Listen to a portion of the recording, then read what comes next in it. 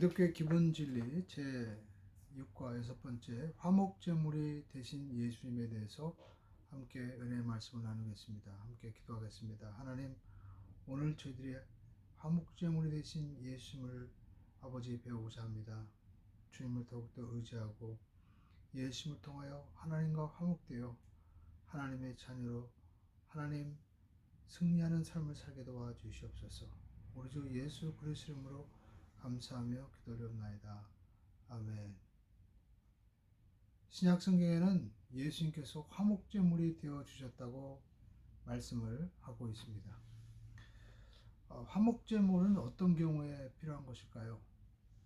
그것은 관계가 끼어졌을 때 다시 회복하기 위한 그러한 제물이 바로 화목제물입니다. 하나님과 우리 사이에 죄로 말미암아 원수된 관계가 되었다고 말씀을 하고 있습니다. 그렇기 때문에 이 원수된 관계를 다시 회복하기 위한 화목제물이 필요한 것이죠. 그런데 인간이 반역을 했는데 인간 편에서 화목제물을 드리는 것이 아니라 오히려 하나님께서 자기 아들을 화목제물로 보내주셔서 하나님과 우리 사이가 다시 화목하기를 요청하셨습니다. 그러면 하나님의 아들 예수 그리스도께서 어떻게 화목제물이 되셨을까요? 오늘 우리가 성경 말씀을 통해서 함께 은혜를 나누겠습니다. 하나님과 우리 사이에 화목제물이 필요한 이유는 바로 죄 때문에 그런 것입니다. 이사야서 59장 2절의 말씀을 보면 오직 너희 죄악이 너희와 하나님 사이를 갈라놓았고 너희 죄가 그의 얼굴을 가리어서 너희에게서 듣지 않으시게 함이니라. 하나님과 우리 사이에 있는 죄로 말미암아 우리가 기도해도 하나님이 듣지 못하고 또 죄로 말미암아 하나님의 은혜가 우리 가운데 임하지 못하는 것입니다. 그런데 하나님께서 자기 아들을 화목제물로 보내셨습니다. 요한일서 4장 10절에 보니까 사랑은 여기 있으니 우리가 하나님을 사랑한 것이 아니요 하나님이 우리를 사랑하사 우리 죄를 속하기 위하여 화목제물로 그의 아들을 보내셨습니다. 하나님이 화목제물로 그의 아들을 보내신 것입니다. 또 로마서 3장 25절에 보니까 이 예수를 하나님이 그의 피로써 믿음으로 말미암는 화목제물로 세우셨다라고 말씀하고 있습니다. 그러니까 십자가에 못 박히신 주님은 힘이 없어서 로마 군병에 의해서 십자가에 못 박힌 것이 아닙니다. 하나님께서 그렇게 세우신 것입니다. 화목제물로 세우신 분이 바로 사랑의 하나님이신 것이죠. 그런데 하나님과 화목하기 위해서는 죄만 해결되는 것으로 부족합니다. 고린도후서 5장 21절에 보니까 하나님이 죄를 알지도 못하는 예수 그리스도를 우리를 대신하여 죄로 삼으신 것은 우리로 하여금 그의 안에서 하나님의 의가 되게 하려 하심이라 라고 말씀하고 있습니다. 하나님의 의로우시기 때문에 우리도 하나님 앞에 의롭게 서야만 되는 것이죠. 그런데 의로우신 하나님과 화목하기 위해서는 하나님께서 자신이 준비하신 옷을 우리에게 주신 것입니다. 그래서 우리가 이 점을 알아듣기 쉽게 하기 위해서 스가랴 3장 3절에 보면 바로 하나님께서 우리에게 의를 입혀주신 것을 옷으로 비유합니다. 스가랴 3장 3절에서 4절에 보니까 여호수아가 더러운 옷을 입고 천사 앞에 서 있는데 하나님께서 자기 앞에 선 자들에게 명령하사 더러운 옷을 벗겨라. 또 여호수아에게 이르시되 내가 네 죄악을 제하여 버렸으니 내게 아름다운 옷을 입히리라. 하나님께서 아름다운 옷을 입혀 주신다는 것입니다. 이것이 바로 하나님께서 우리에게 주는 칭의죠. 그래서 인간은 죄로 말미암아 이렇게 벗은 존재가 되었습니다. 창세기 3장 21절을 보시죠. 내가 벗었으므로 두려워하여 숨었나이다. 아담이 죄 짓고 난 다음에 하나님 앞에 고백하죠. 근데 하나님께서 창세기 3장 21절에 아담과 그의 아내를 위하여 가죽옷을 입혀주었다고 말씀하고 있습니다.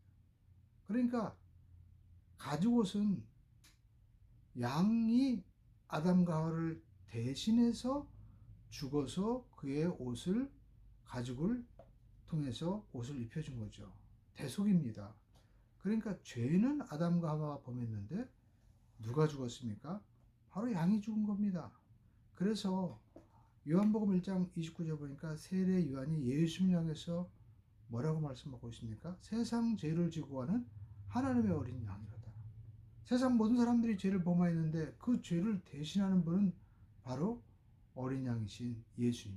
그 예수님이 십자가에서 피 흘리신 피와 살은 바로 우리를 의롭다고 여겨주시기 위해서 입혀주시는 가죽옷이다 라는 것입니다. 그렇기 때문에 이것이 복음입니다. 로마서 1장 17절에 보니까 복음에는 하나님의 의가 나타나서, 또 로마 3장 21절에 이제는 율법에 하나님의 한 의가 나타났다. 그러니까 하나님의 의다라는 겁니다. 하나님이 우리에게 지어주시고 하나님이 입혀주시는 것이기 때문에.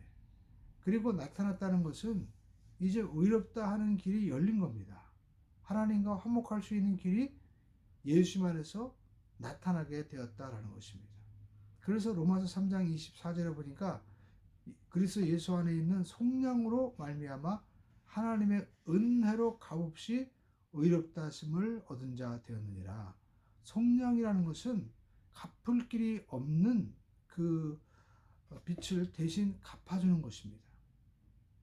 그런데 우리를 하나님께서 이제 의롭다고 여겨주시기 위해서, 죄의 값을 갚아주기 위해서 자기 아들의 십자가의 죽으심으로 우리를 위해서 모든 죄값을 다 갚아 주신 것입니다.